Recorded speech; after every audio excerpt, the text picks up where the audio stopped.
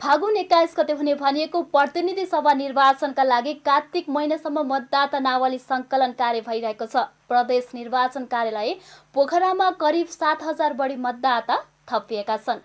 अहिलेसम्म कति मतदाता नावलीमा दर्ता भएका छन्? अहिलेसम्म यो 30 गतेसम्म मतदाता नावलीमा नाम दर्ता गर्ने जुन अवधि छ त्योभन्दा अगाडि कास्की जिल्लामा 2,94,000 मतदाता हुनुहुन्थ्यो र आजको मितिसम्म नयाँ मतदाताहरूले 8,190 जना नयाँ मतदाता थपिनु भएको छ कास्की जिल्लामा। र यो सङ्ख्या कास्की जिल्लाको मात्रै छैन।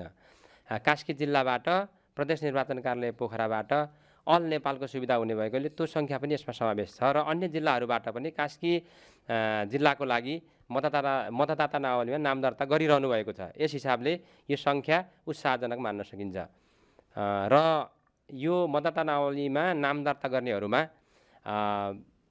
सबभन्दा पछिल्लो जेनेरेसनका युवा पुस्ताहरूको सहभागिता चाहिँ उत्साहजनक देखिन्छ। यति मात्रै थोरै होइन र के कस्तो लाग्छ हजुरलाई? यो वास्तवमा सामान्य तरिकाले हेर्दा थोरै जस्तो देखिए पनि यसलाई उत्साहजनक नै मान्न सकिन्छ। अब हामीले एउटा जिल्लालाई मात्रै हिसाब गरेर यसको कन्क्लुजन निकाल्न भन्दा देशैभरिको मतदातालाई को सङ्ख्यालाई जोडेर यसको चाहिँ निष्कर्ष निकाल्न उत्तम हुन्छ। यो उत्साहजनक नै हो।